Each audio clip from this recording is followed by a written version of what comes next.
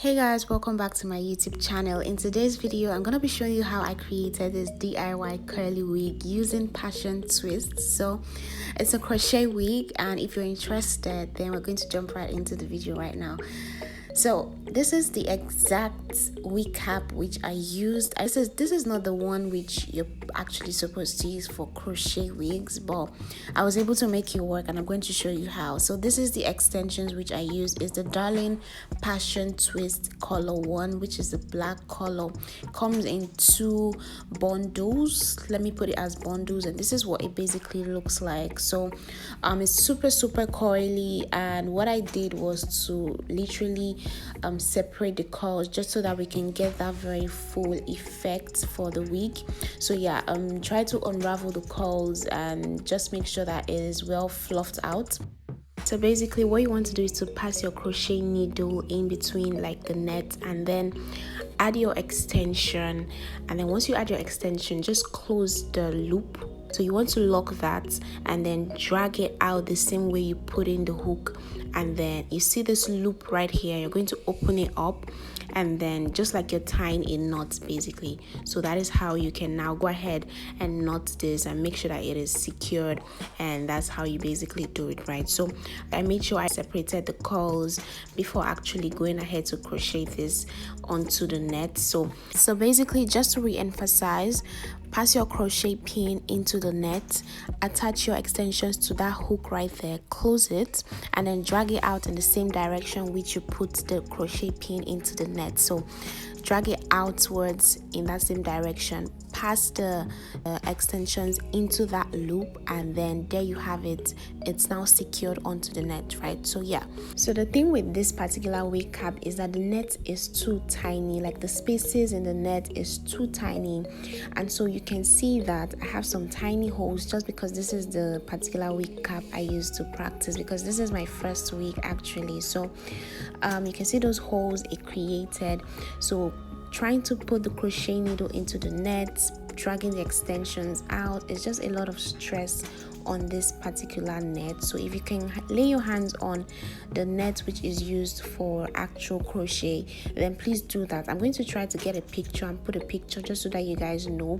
But basically, if you want to use this particular one, maybe you don't have access to the other one, I would advise that you make sure that the hole is not as large. So let's say you create a hole between like 3 or 4 spaces of the net, but basically try to make sure that the hole you're creating is not so large, just so that the extensions don't fall off, if you guys understand what I'm saying. So because we separated the curls, this wig is already looking so full. So what you want to do is to give like a lot of space, because I mean, once you actually crochet this, it just adds to the bulk of the wig. So create a lot of space between the different crochet extensions that you're putting on this wig.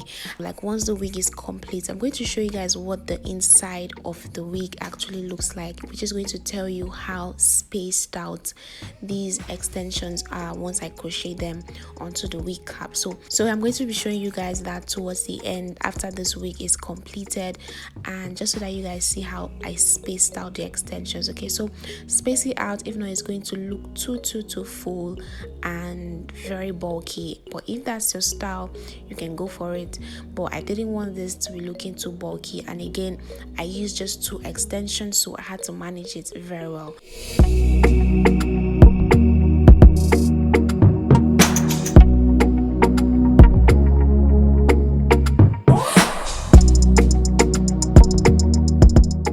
This is just me doing the same thing all over again towards the front, and I actually didn't do any crochet on the black bands on the front part. Okay, so I just basically focused on the net, because I mean it's a fringe wig, so it wasn't really going to, like, it's not really going to show that I didn't put some extensions on the black band. So I just focused on putting extensions on the net itself.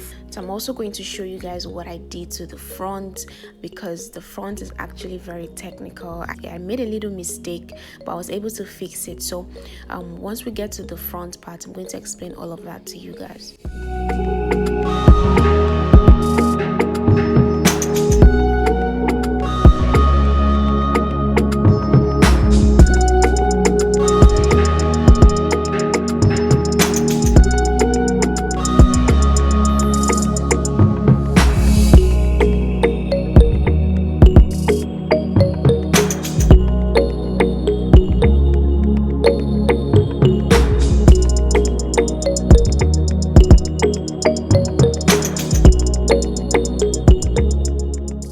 For the front, the first mistake I did was to cut my extensions into half, because I wanted to do the fringe right from the start, like right from the making of the wig, but that didn't work out. So please don't cut your extensions before you crochet the front. It's not going to come out nicely. I had to redo the front part of the wig just because of how I cut it. So this is actually a different day.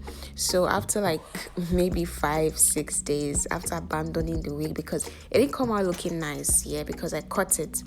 But now this is just me using like the normal length, like without cutting it, to do the front part of the wig. And this was actually how I was able to fix my wig, and it came out looking better, right? So use the same length of the extensions of the crochet or the passion twist, whatever you want to call it. So use the same length, and then once you're done with that, you can go ahead and trim it once you have it on your head. Do you guys understand? I'm going to show you guys how I trimmed mine as the video goes on. So so this is the finished look. You can see the front has the same length as the back, so everything is well leveled. Now I had to make sure that it was the same length. It wasn't too full in the front, just because it's fringe and I'm still going to cut it, so it would have been like a waste of extension. So I tried my best to make it not as full, based on my own preference as well as how I wanted the wig to look like. Okay, so now this is exactly what the inside looks like. You can see the spaces between the crochet extensions which I crocheted onto this wig, right? You can see how it's spaced out. Now I'm going to go ahead to just put this on and secure it at the back, then we can go ahead to trim the front. Okay, so this is what it's looking like right now. Oh, I was so excited. I was so excited when I saw this. So and that was my expression the first time I wore this wig. All right, so this is what it's looking like right now. We're going to go ahead to trim this part, which is going to form the fringe. Okay, so you can take like sections, or you can just go ahead and just cut everything at the same time. So that was what I did. I cut all this at the same time, and I want to make sure that it is not like a very blunt cut. So you can see how I'm cutting this hair. I'm not cutting all at the same level, just because I don't want a very blunt cut. I want it to look very natural at the same time.